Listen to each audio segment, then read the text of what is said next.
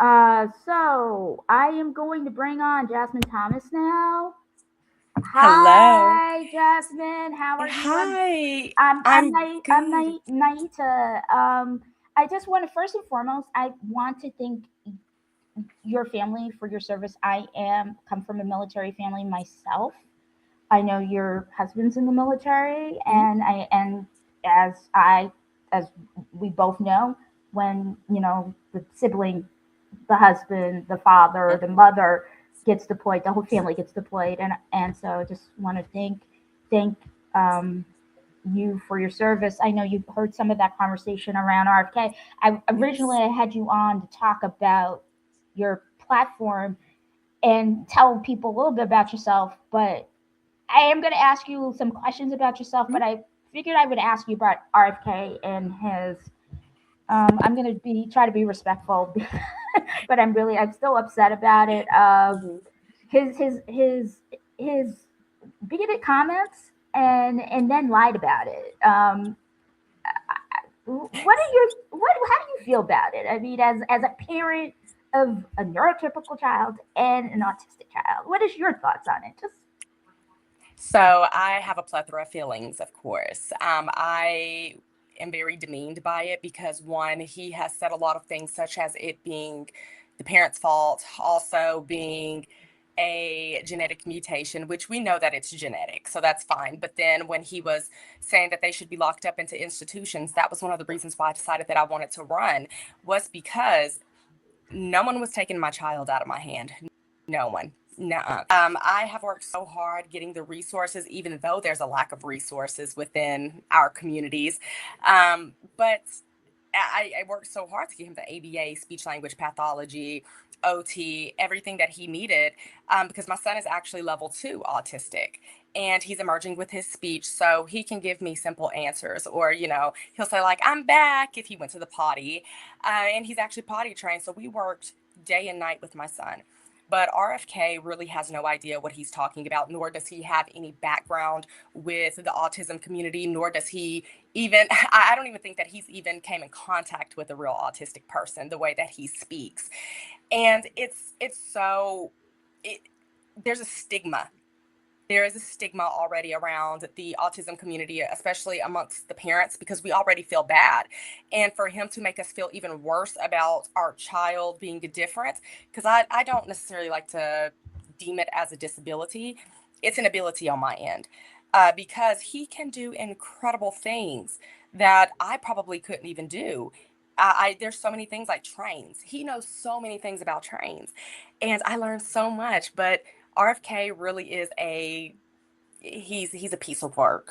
Let's just start yeah, with that. yeah. Let's just start there. And I know some people in the disability community sometimes have this and feel like, how could you label your disability as a superpower? But in certain ways, it is a superpower at times. I mean, Hmm. I'm neurodivergent in multiple ways. I'm ADHD, autistic. I mean, I'm wearing like my no autism registry shirt. Hmm. Uh, I'm I love it. dyslexic and I have dysgraphia, and I also have physical disabilities, and I also have mental health issues, right? Hmm. And at times, those things actually play to my advantage when I'm like, nope, this is not right. I know Hmm. this is not right. And people who are, don't have disabilities, like, are like, no, you're being paranoid or whatever. Yes. Then it's like, you were actually right. Hmm. But it's like kryptonite, though, right? It's like it's a It is. superpower, but then when you get somebody like, you know RFK, who is dangerous, it part of it is because of his own family history. I mean, let's be real here. What happened to his aunt was terrible, It was right? awful. It was awful the way that he did his aunt. Well, the way that the family did the aunt in the first place, and then getting her lobotomized, and she's not ever the same again. Well, I mean, she was never the same again up until her death. And that's why I said the stigma comes from it. So he's normalized that behavior due to the fact that he's seen his family do it. And I talk about this all the time, and I talk about how epigenetics is a real thing. Because even if he says that that's not something that he really feels, it's a passed down trait within your genetics that you have that hate, or you keep that stigma, and it just keeps unfurling and just causing further division within our communities.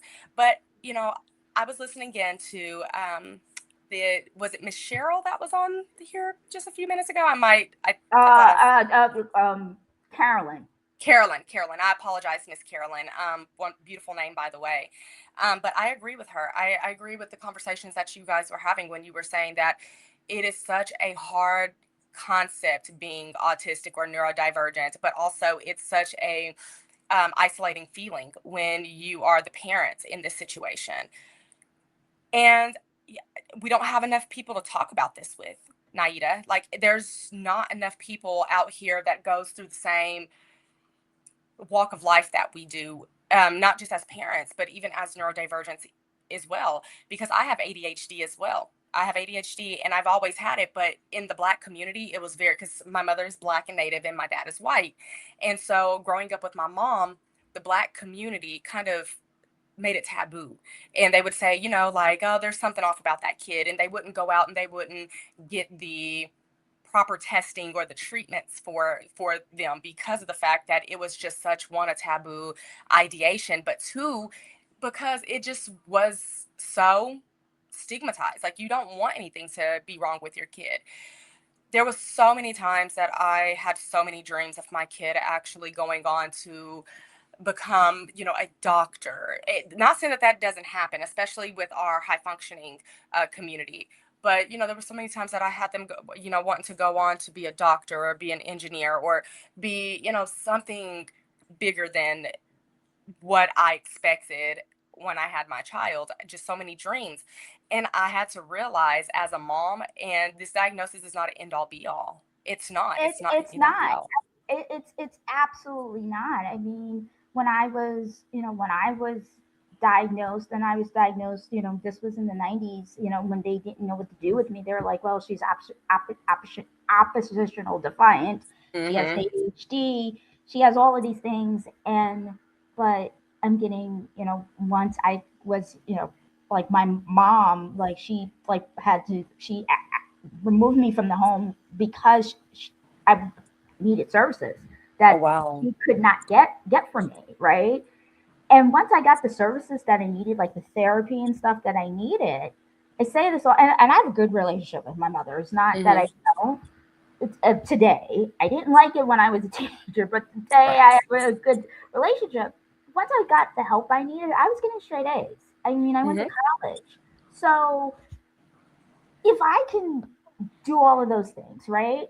With everything that I faced, and I also, ironically, my father's Black, African American, and Mm-hmm. Black American. My mother is Latina. Mm-hmm.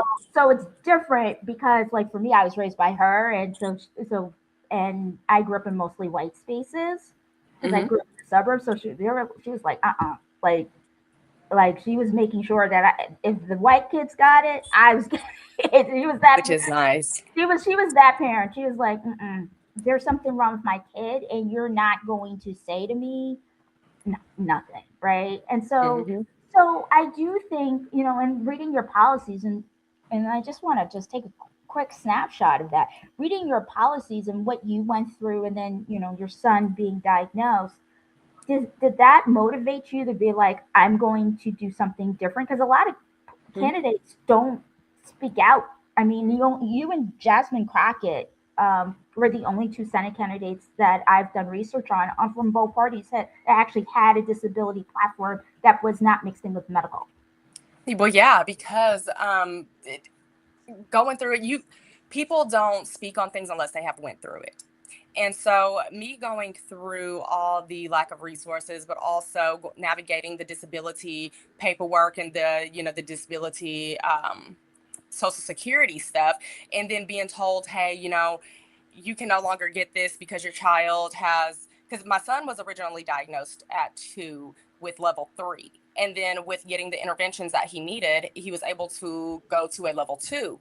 So they were saying, and the social security had said that autism wasn't a lifelong thing or diagnosis. So I was just like, well, how is it not a lifelong diagnosis when, the doctors have this all written out? This is everything that it says here. And I had to go through the whole notion where at one point they were saying since it wasn't a long-term diagnosis that I would have to pay the money back that I had gotten at the time. We no longer get it, by the way.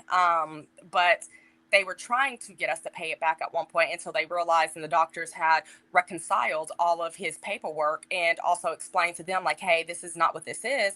It really put a damper on, trying to get that financial resource as well.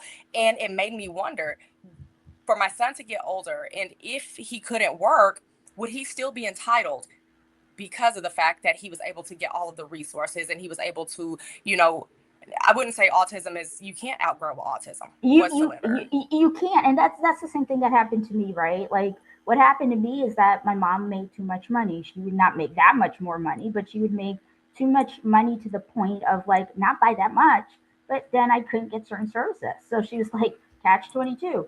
My child is struggling, with a lot of different things. Mm-hmm. This I can't get services for her. I don't have a choice, right? Like I'm going to have to have her leave, Right. right? Sometimes that's the reality of the situation, and when you have I grew up. My mother and father divorced when I was 10, going on 11 years old. But your husband's in the military, right? So Mm-hmm. that makes it even more difficult, and you're in Oklahoma. So it's not just the There's no military. resources here. That was another reason why I decided that I was going to run, was because of the fact that there was no resources here. When we were trying to get stationed to Fort Sill because I was trying to further my education, I was told that we couldn't move to back to Oklahoma because of the fact that there was no resources. And so the fact that the military had saved us and they were kind of like our lifeline with that to be able to, keep our son thriving, it was like, how many parents out there are going through the same thing? Well, then that's when I started getting into the ranking of the school systems and, seeing everything that's going on with the special education programs here in Oklahoma. And I said, oh no, someone needs to stand up to this. I mean, I was reading through bills, and mind you, I wasn't even political. So I'm a nurse by trade. So I'm not a career politician. So me going through these bills and these legislation that's being written up about, kids on the spectrum here in Oklahoma, it was very daunting because there wasn't really anything that was going into them. There was nothing. I mean, and they were already messing with the Medicaid program here. So it was like, okay, so we're just going to double whammy these parents and these children. These children don't ask to be here. They don't ask to be they don't ask to be autistic. So it's really, really, really contradictory to everything that the other side is trying to stand for if they're not standing for the very people that absolutely need these things. So I decided that I would, step in and step up as someone who has that experience, because my son, he is still a person that's still, like he still makes all the noises, and, he's an emotional being first and foremost, but I try to nurture that as much as I can, because I don't want my son to think that, he's not heard being autistic, or just because he's progressing with all of his therapies or he's progressing in school, that that he's autistic, that he cannot have emotions. And we all have bad days. Neurotypical, neurodivergent, everyone has bad days. So I had to learn as a parent of a neurodivergent child that these are still little humans. People with autism are human and they deserve the same autonomy and respect as anyone else that can speak in coherent sentences. But we also don't understand. That's where the stigma comes in. We also don't understand what they can and can't understand. Just because maybe they can't talk, maybe because they're mute, or maybe because they can't find the words. I can't find the words sometimes, but I'm still an intellectual person. I'm gonna say this right now. I have FND on top of everything else, all the neurodivergence. So sometimes I have brain fog, and Mm-hmm. I lose my words constantly. Me too. Does that Me too. mean that I am not a smart person? No, No. It does just not. it just means that you can't do do do things different. You do things differently. I have two more questions, and I know you got to hit Yeah, the road, go to a rally. I do. Um, Sorry. no, it's fine. I'm definitely gonna have you back on. Yes, absolutely. Anytime. And I'm sorry because this was a last minute thing. I guess that the people who threw the rally that they put on, and I was one of the people that they definitely was just like, we need you here. And so I'm not even dressed or anything because I was just like, I have to get into this podcast. But I knew that it would take me longer, but I wanted to give you that space and that respect because one, I was invited here. And I want to talk about autism all day because autism is obviously near and dear to my heart. I don't love autism, but I love the person who does have autism. Yeah, I'm gonna say this as somebody who has all the disabilities. Like, there are days that I don't hate. Sometimes I'm like, I do not love having this disability. There are days that are like, it is definitely not the move. Like, I don't want to deal with it. I just want to be like everybody else. And then there are days I'm like, like, What's and I normal? right, What's normal? normal. What's normal is setting on a washing machine or dishwasher. Um, so I guess my question I have for you is about Iran, the disabling effects for I and how it impacts families that already have disabilities, right? Because it's a different impact when you're Hmm. when it's a parent and the child has a disability, Yeah. and the parent has to leave, right? And they're the kids used to the structure, and Hmm. like, how do you handle that, right? Like, 'cause what's happening now, I Yeah. mean, I call him the current occupant. I have called him everything from like felon 47, Everything but his name, huh? everything, Yeah, I'm right there. every I'm right there with you. everything but his name. Hmm. How are you preparing your kids that Hmm. daddy might have to leave? So, Daddy actually just got back from a 9-month deployment back in November. Oh, so they So, know this already. is our second. Yes. So this is our second deployment. Well, this last deployment that he just got back from was our second one in a 2-year time span. So it was very hard as a mom because there's times where I'm just tired. There's times where I just because my son is one. I believe that he's also spoiled. I try to get him to do the things for himself, but the thing is that I get scared that I know he can do it, but I'm afraid that he's going to hurt himself and not know how to explain to me that he's hurting. But having to get up and do those things, get up and feed the kids 24/7, because my kids eat a lot, and I love that for them because I never want them to ever feel like they can never eat around me, or they don't have a place to eat. But also, kids with autism know object permanence. They do. They know object permanence. So when a parent is gone that's been there for a while, it's a doozy because it does throw off their whole schedule and their whole just world. And people don't understand that because they don't live through that. So you'll have parents of children with autism who have a steady parent at home, or in this it can even go for a single parent as well when I'm speaking on. But the mere fact is that when they build a bond with their parent that's gone, it's a constant ask, where's my daddy, where's my daddy, where's my daddy? And it's really heartbreaking because you want to tell them like, hey, they'll be back, but I just don't feel like some children who are higher on the spectrum understand time and understand that time is not linear, but it's also not quick either. And so, FaceTime calls is not something that's easy for the kids because they want to feel their father. They want to, be in his presence, soak up everything. And so it was nights of crying, waking up in the middle of the night because my son has to take sleeping medication because he'll stay up for 48 hours straight if he doesn't have his medication.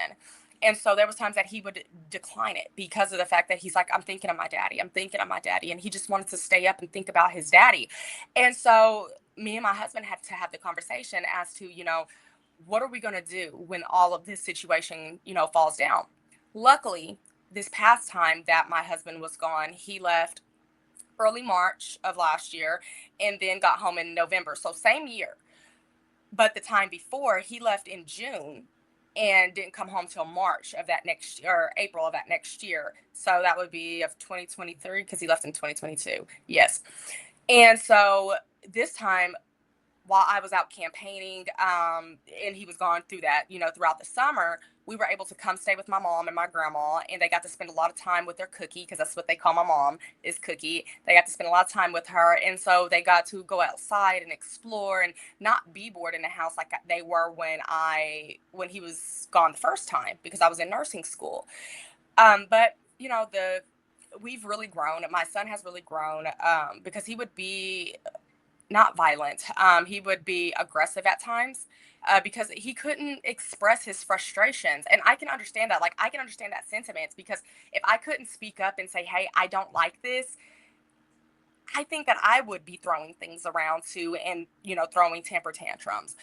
So I really had to deal with the hitting and the kicking, but really I had to put myself in his shoes to understand that, this is painful for him. This object permanence, this person who's been here that's not here anymore, that just goes, and it feels like whenever he wants to, you know. Mm-hmm. To them, the kids, it feels like to them like he just leaves whenever he wants to, and then he just doesn't come back for a long time.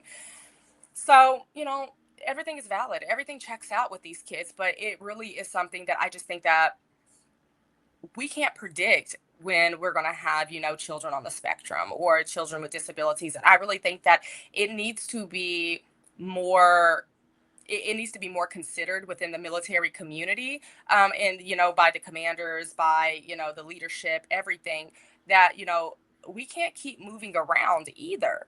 Like, even though this is for his job, but these kids need stability, especially when that there's certain bases across the country that don't have the correct Resource, education. right? Yes. They don't have resources. So I'm going to ask this. This is my final question. Besides, obviously, you can tell Yeah, people go ahead. where they can support you. So if you went, you have a primary that you got to get Hmm. through, and I know I've done a little bit of research. I know people are attacking you because of your background, and I'm going to say I've been there myself personally. People judging me because like you that can't be your family. Like my mom's Puerto Rican Hmm. and Yeah. Cuban, and I show people pictures of my family. They're like, these people are white. I'm like, they're still related to me by blood. Right. Like they're white Puerto Ricans, but they're related to me by blood. And the judgment that you were getting on your indigenous background, that was so terrible. And I'm really sorry that happened to you. I just want to say that that's wrong. And if Hmm. anybody ever thinks that that's okay to dig into somebody's background and say they need to prove where they come from, you have lost your mind. And whoever you're asking should help you find it really, really quickly. And I'm so glad that you addressed that because a lot of candidates would have just ignored it. But I'm glad that you stood 10 toes down and said, nope, I And then am it who I am. ultimately, yeah, and it ultimately made them look like the fool in the end, because, if I'm telling you who I am, and I've been straightforward with everything, straight transparent, because one thing about me is I do not like a liar. I want people upfront with me, and I think that that's maybe part of my neurodivergence, is Me that too. I don't like people beating around the bush with me. So if I'm the first person, I'm a person that says the first thing that's on my mind. So, like, even if it's so tacky, and I've been having to hold my tongue, within this whole campaign, but I wouldn't Not with that lie though. about my no, Not with that. no. And I think that it's insane. I just want to say, as somebody who is also mixed, when I read that, I was like, yes, she knocked them out. I was really excited, just out of personal on a personal level. I was Mhm. like, Thank you. Well, and that's the thing about with the multicultural community, is that people fail to forget that we are put in a different bracket than yeah, yeah, everyone we get else. treated, even though we both look black, right, Hmm. to the world, right, Well, but that's sometimes some but I'm from the Northeast. So in the mm, Northeast, they are, yeah. I would assume you're part of the Black community. Oh, good. Yes. I Thank you. I really appreciate that. When I was on Threads and I was talking about, white passing or, white presenting and, the cultural backgrounds and how a multicultural person chooses their background, they were just like, who told you that you looked white? Who told you that you? And I was just like, well, that's something that I get all the time. And sometimes it's mostly from my Black community, is that You they'll don't look tell me white like, to me. You yeah, don't. well, You don't look white to me. But hey, maybe it's because I have family who have blonde hair and blue eyes, and who are, as you know, who are literally like, you look at them and you would think they are not hmm Puerto Rican at all. And I have family members who are darker than me. I'm but I'm I not. think, but and Aida, I think that that's something with us too. I think that we know another mixed person from, a mile away. We can spot that due to the fact that, we have been boxed in, and we have been so just we're just so diverse that we can tell who is Right. who and what's what. And people like, okay, so let me say this, because I have a few minutes to get into this. I love this. So my thing is that with the multicultural community is that it's not new. So it's not new. So we obviously know that that kind of comes from slavery. We've had, and they called us mulatto, things like that. And then we kind of had to switch that over and say, hey, that was racist, and that we don't want to be called that. We want to, be represented the way that we want to be, We want to biracial. choose. We want to Yes, choose. we want to choose our label. If we're going to have any label, we want to choose that.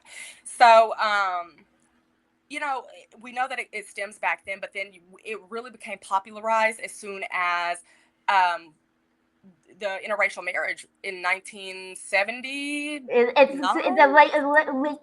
late 60s when Yes. Loving versus Virginia was the late 60s when Yes. it became unconstitutional to ban people From from marrying getting outside of their race. outside of their Yes. race.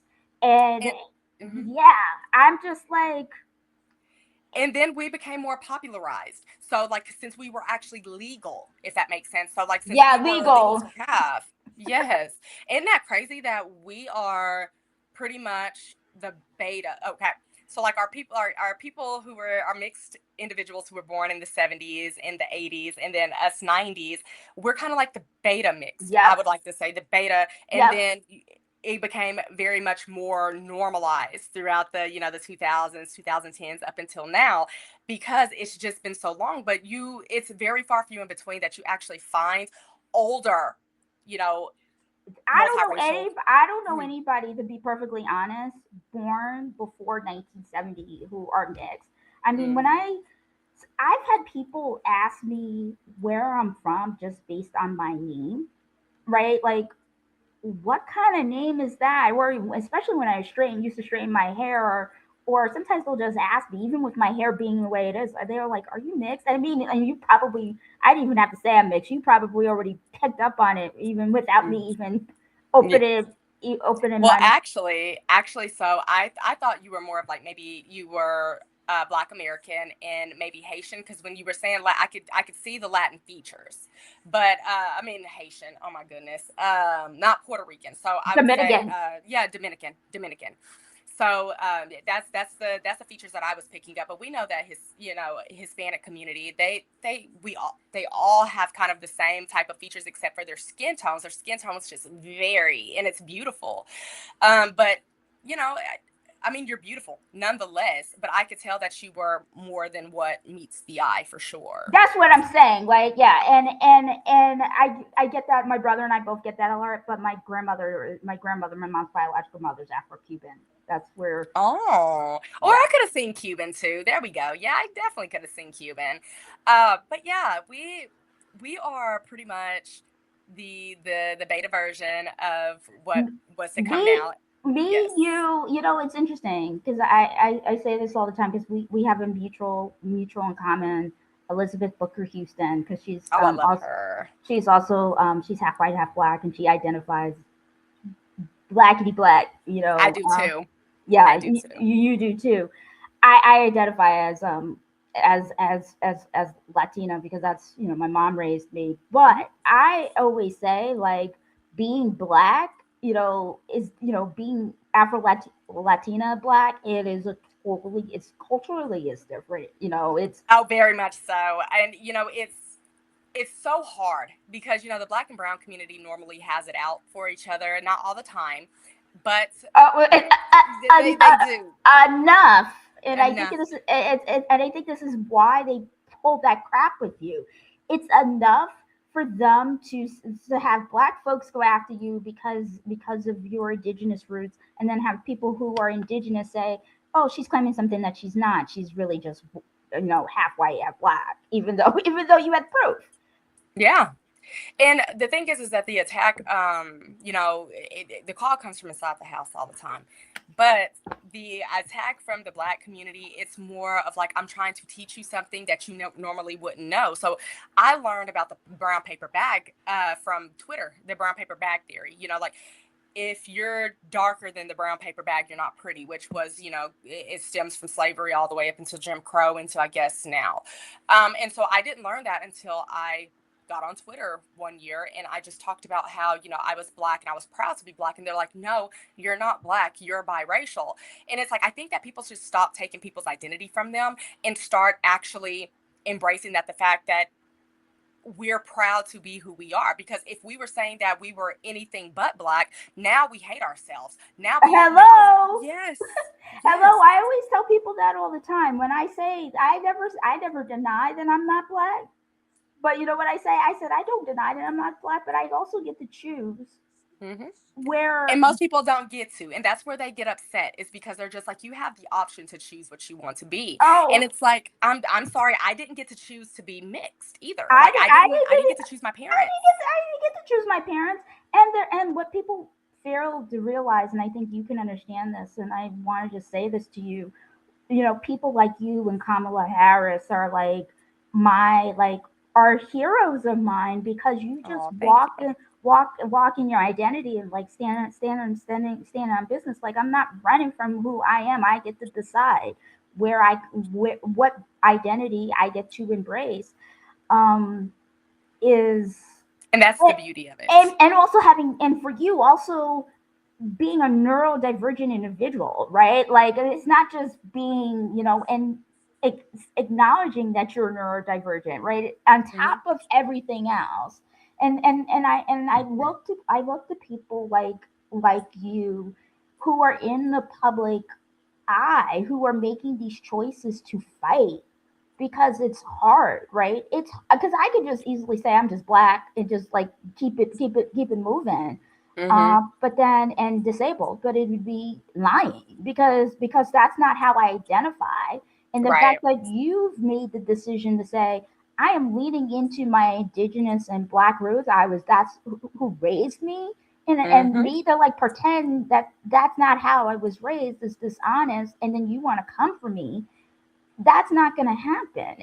It's And contradictory to everything that they preach and the other side preaches. Like, it's just like, we can't catch a breath. Like, it's damn if you do, damn if you don't. yeah, I feel like you're going through what Kamala Harris went through Mm-hmm.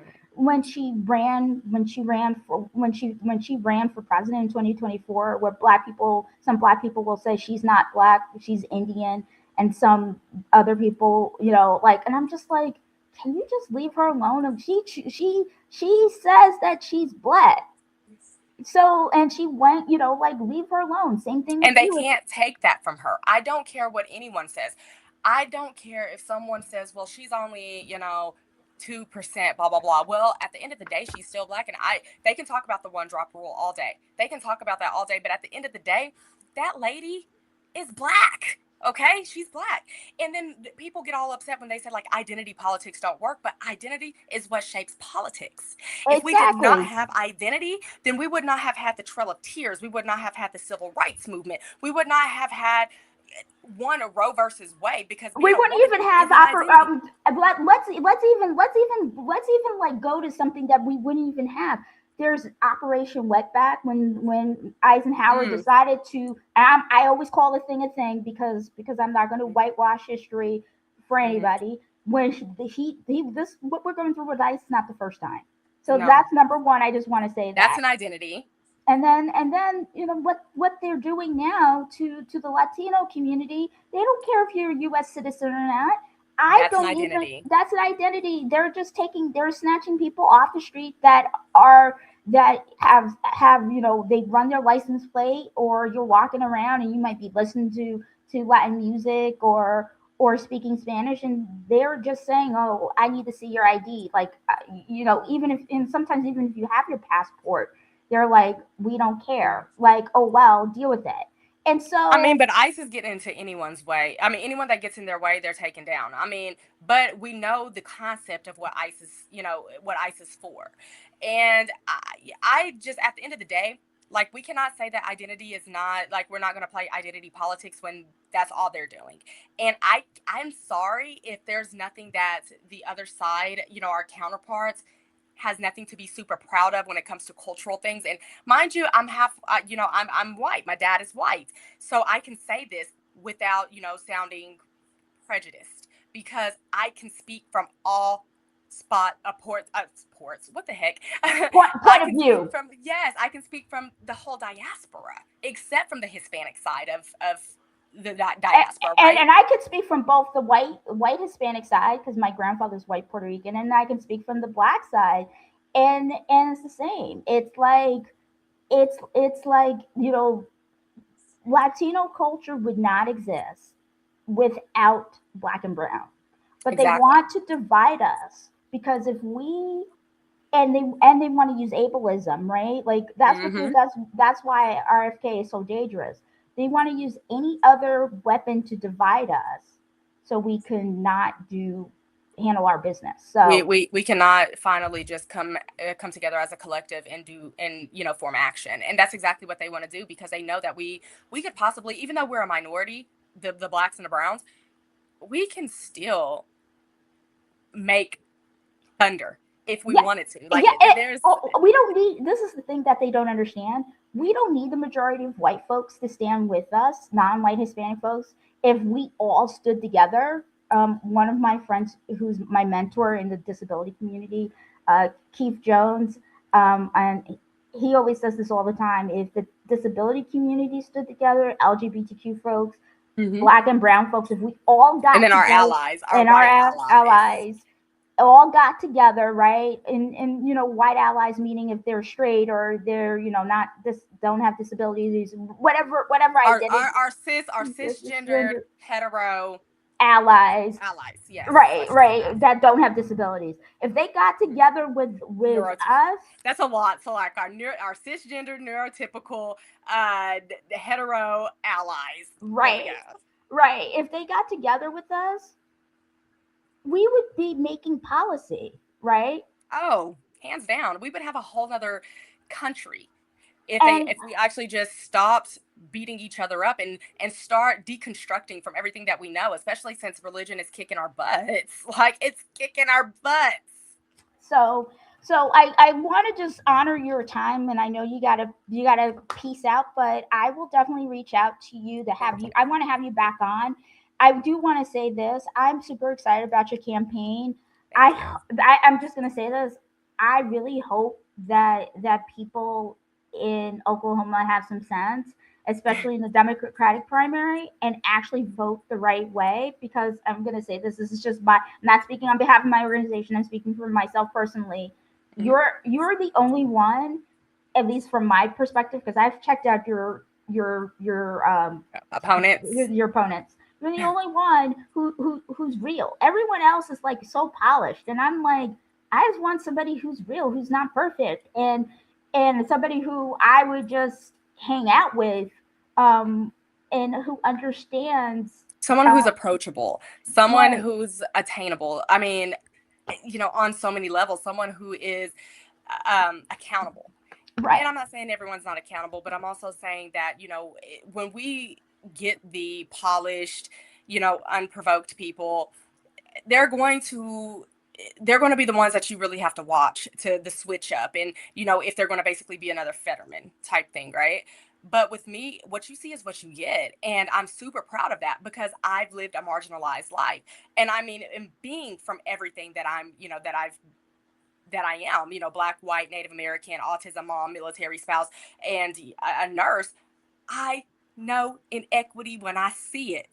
and neurodivergent on top of all of that, Yes. and don't forget that Dis- neurodivergent. Uh, discernment discernment comes easy with the neurodivergent community, right? Discernment is huge, and that's what we need in our legislature. Like, we need the discernment, because when people start making these policies, it's like they don't have that intuition inside of them that says, like, hey, this might be wrong.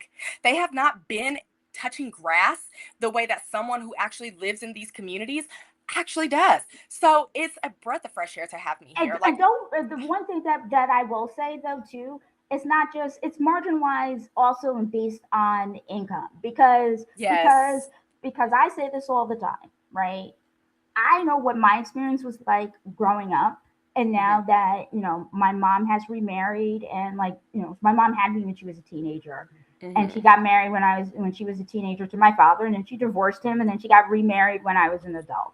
Um, and and my stepfather is my father. I consider him my Hmm. father.